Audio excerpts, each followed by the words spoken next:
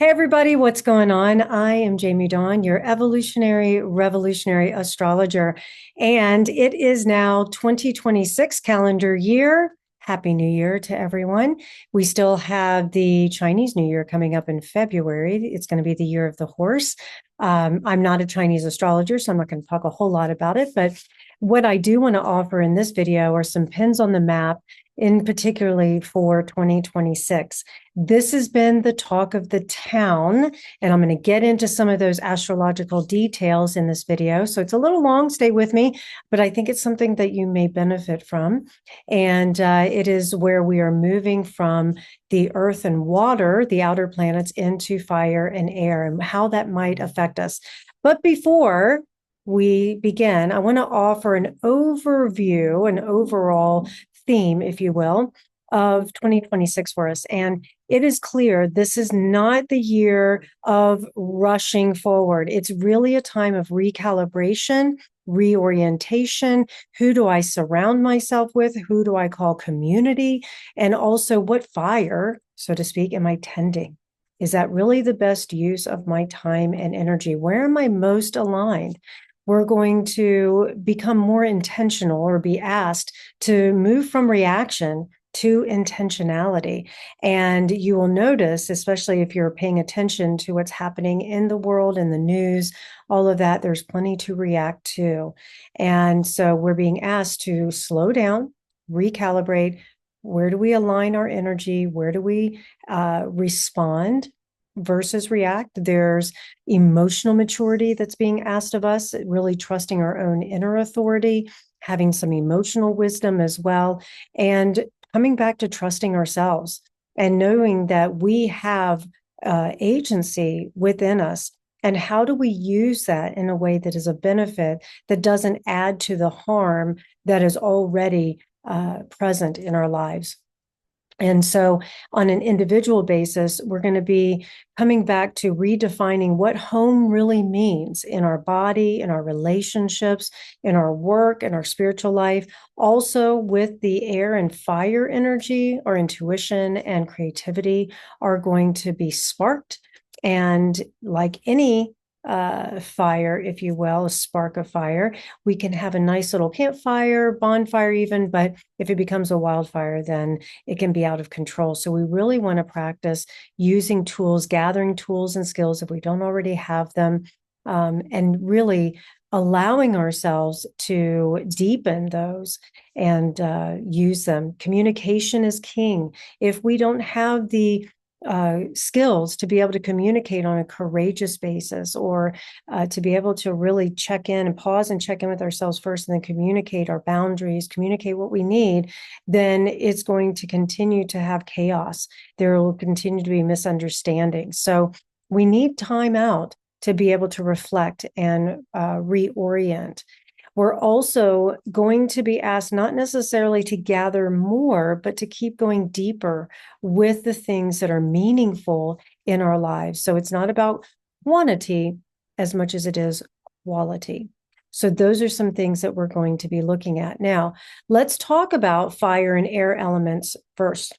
So the element of fire is vitality, it's will, it's courage, it's being alive, right? We think about fire too. It's so mesmerizing. I don't know about you, but I know anytime I sit in front of my fireplace or I'm at a campfire or any sort of ritual, a candle even, I can just get myself lost in that flame. And there's something about the way the flame dances. Also, if you've ever experienced meditating with the flame, it's a very cool thing, especially if you start to see images and it can invoke some of your intuitive nature as well. There's passion and enthusiasm that goes in with fire, confidence, self-expression. So we're going to find that that may be really ignited for us in a lot of various ways. Also, if you've been feeling like you haven't been able to be inspired by something, or it's been sort of heavy and lackluster, now's the time it starts to get re-energized. And also, we use fire as a tool of transformation and purification that burns away what is no longer needed for us. So those are some things too that we have to pay attention to. Also, when fire is used in a healthy way, we can have clear direction, healthy confidence. We're inspired by action. But when it's out of balance, then it can lead to burnout. I know several people I've already been working with on that. Impulsivity, right? Speaking or acting without thinking, without intentionality. There could be aggression involved. Our energy could feel scattered. So these are things that we're going to pay attention to. Then you add in the element of air. Air and fire complement each other, but air is the element of the mind and connection. So if we have the passion and inspiration and courage combined with mind and connection, right, with the element of air, well, air brings clarity, it brings communication, perspective, curiosity, right? These are all the things that we're going to be playing with and we're going to notice gets invited for us. Our intellect and discernment, objectivity, innovation, adaptability, all those things can come into play. When there is air involved as well, the emotional body doesn't have as much to anchor to. So it may not feel quite as heavy or like we're being governed by our emotions because air is clear. It's meaningful dialogue, it's openness, it's got agility to it, objectivity, right? It's just the facts, ma'am. But when air is out of balance, then there can be overthinking, which then can create overwhelm and anxiety. It can also create paranoia, right? Air out of balance can be detached, where it's like, I don't give a crap what anybody's going to do, whatever. It just is what it is, right? And there's no emotion involved. Indecision can take place or lack of embodiment. And one of the things that I remind myself and all of us is that grounding and being in the body is crucial for us to be able to courageously take off with our inspired creativity, to share courageous conversations and ideas, and to have that agency and that confidence to be able to share things. If we're not in our body and we're not trusting our body, it's going to be scattered, anxious, overthinking. Did I do it wrong? Self-doubt, imposter syndrome, all those things that come together.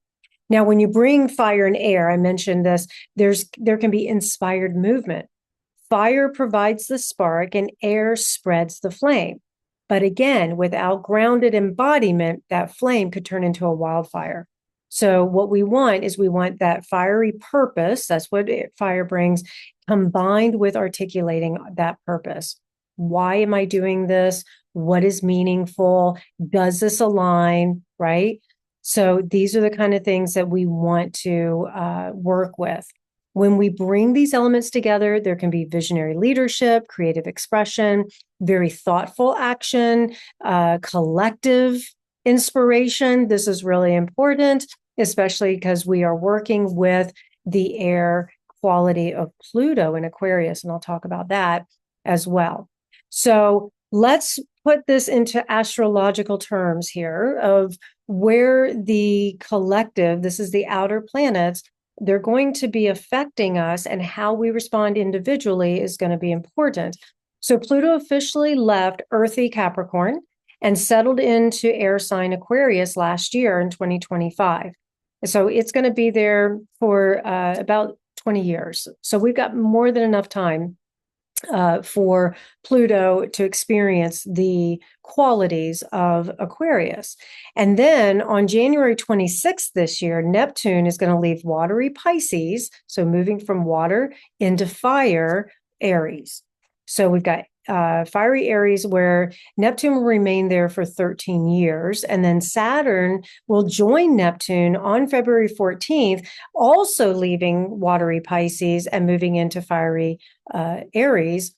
And Saturn transitions signs about every 2.5 years. So we're going to be able to experience this energy for quite some time. Then we still have one more outer planet, Uranus, where we experienced just a taste last year of Uranus in Gemini, but Uranus will officially leave Taurus and settle into air sign Gemini for the next 7 years, starting April 26th.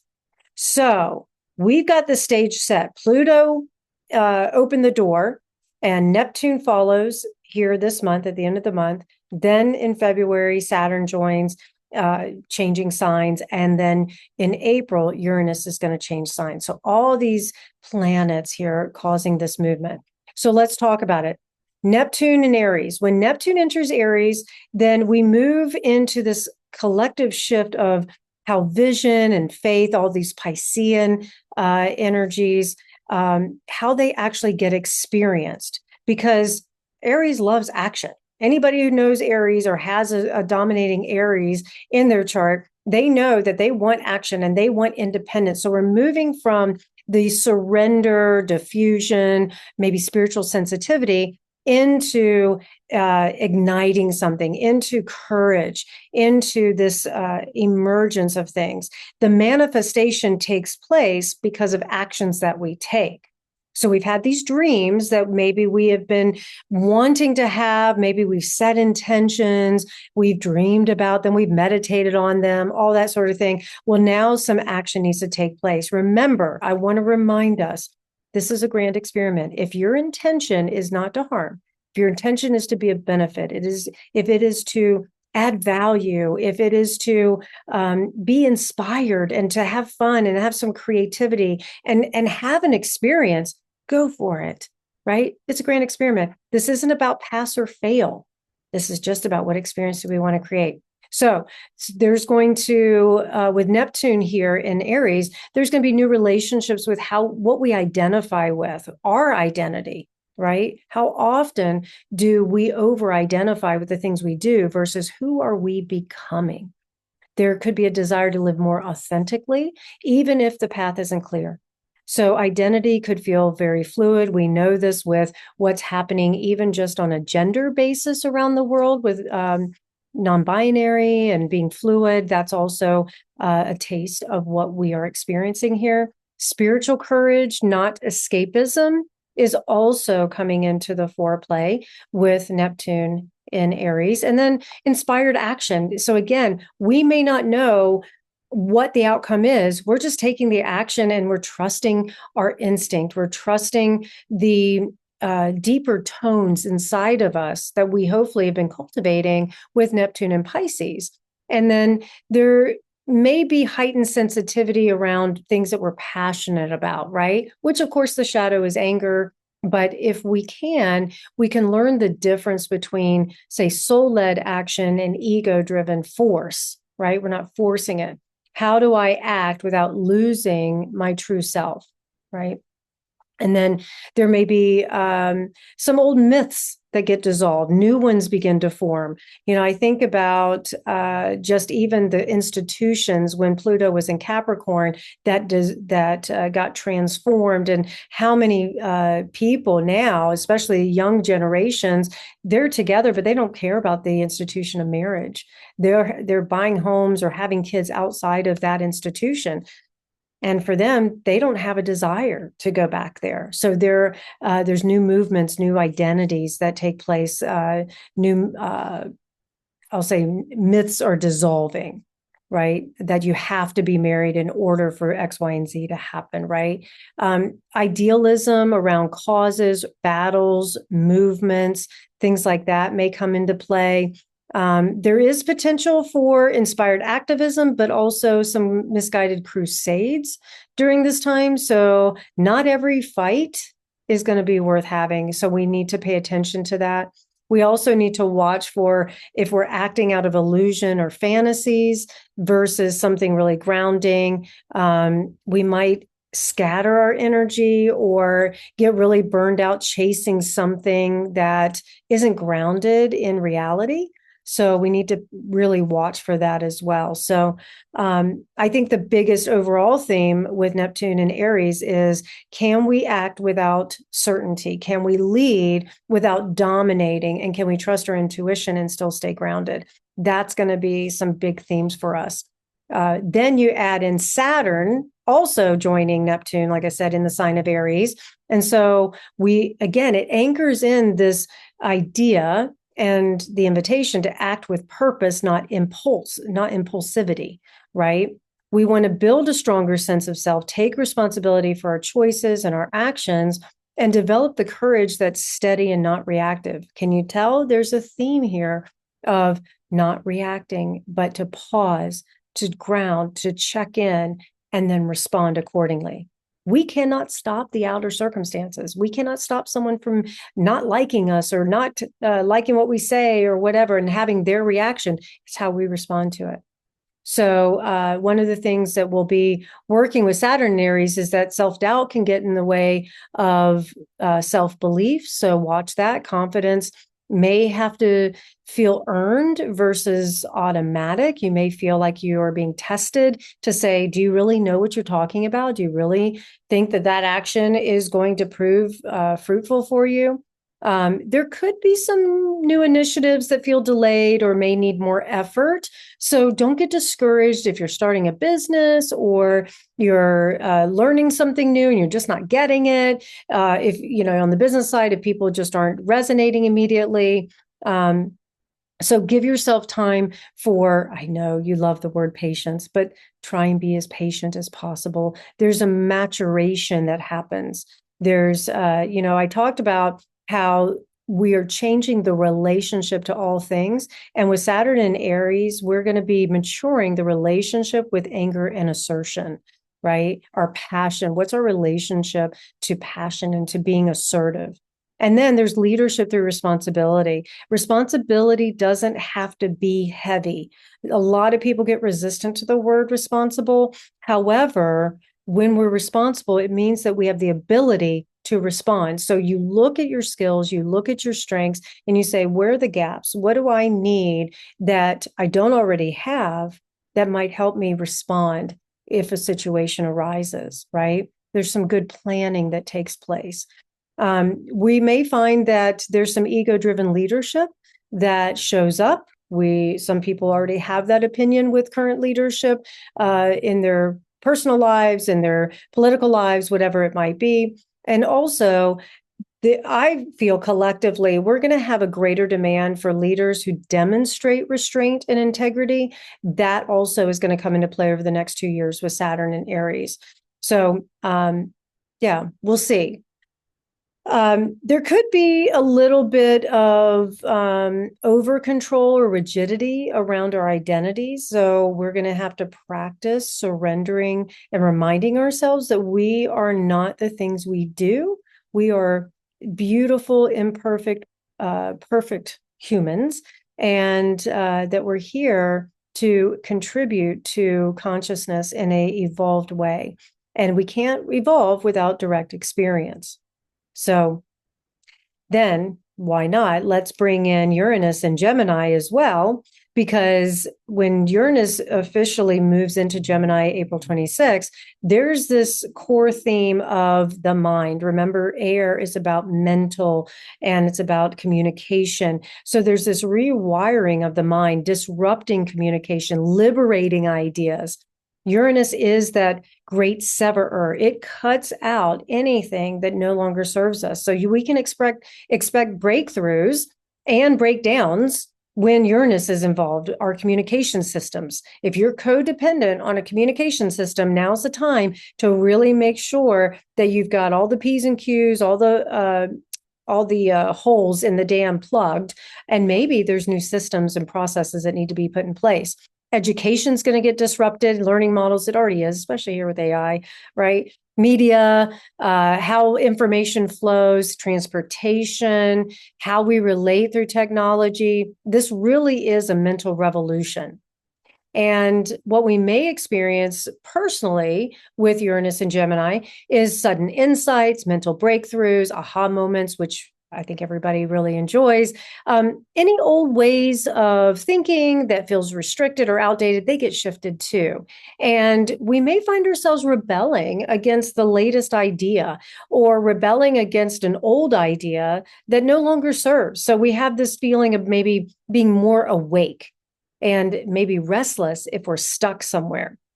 So there could also be new ways of how we speak and write. I think of the beautiful beings that have come into this world already that are communicating telepathically. And I know for a fact that many of us already communicate telepathically. I can tell you that if I tune my energy into a particular person or place or thing, and I start thinking about it, then and I'm really focused, that person will call, they'll reach out, whatever, within 24 hours. It's a really cool thing. And very often, and the closer you are with somebody, I'll offer this, the more you can hear their thoughts, especially when you're tuning into them and that frequency. And it's so much fun when I get to say something and the other person's like, I was just thinking that. I'm like, I know, I heard the thought, you know? So those are fun things to play with. I know many of you watching this get that. There's also going to be a greater emphasis when it comes to adaptability. So if you're somebody who doesn't like change, blessed are the flexible, for they're never bent out of shape. So be the spiritual Gumby, as my father likes to say. There's reinvention of learning and education that's coming in. I can tell you my beloved's retiring after 30 years of teaching first grade, and now's the time because he is resistant to AI, and AI is not going away to the way that kids are on computers already. It's already very evident. Nervous system is something else to be aware of with Uranus involved. So there's a heightened mental stimulation that can stress the nervous system. We really need to watch the brain and the mind, how we train it, right? Creating new neurological pathways, doing things that help the brain stay imbalanced with each other, right? The right and left hemispheres are balanced. Those are things that we're going to need to really have greater awareness on. We've already got greater awareness on mental health, which I love. I'm so happy about.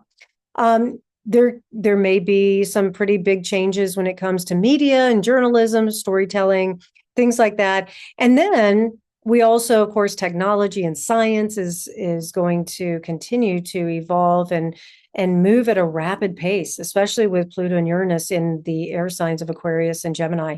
There's just no way around it. So we can either become a speed bump or we can jump on board and go for the ride. So again, it's all about response versus reaction. So yeah, pay attention. There's a deeper invitation here. Can we stay curious without losing our center? See, again, it's another theme about being fully present with ourselves and responding versus reacting. So how do we liberate ourselves while still being anchored in ourselves? You know, those are some of the themes that we're going to really be paying attention to. Okay, you guys, I gave you a lot. I know. And there's more, I promise.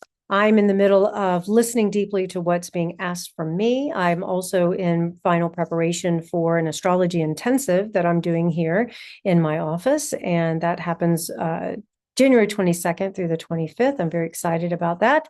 So yeah, lots of great stuff happening. Also, as you know, I am the staff director for Nine Gates Mystery School and all its programs. And if that is something that you're ever interested in exploring, please reach out, let me know. Love to talk about it. Love to introduce you to the Seeker Intentional Practice Group that is starting this week that I facilitate. And there'll be more, lots more coming. So yeah, keep me posted, you guys. Thanks so much for watching, subscribing, following, listening, and sharing. And you can find me at jamiedawn.com, one to listen. And of course, I'm at Nine Gates Mystery School. All right, you guys, have a wonderful week. Stay tuned. There'll be more videos coming. Take care.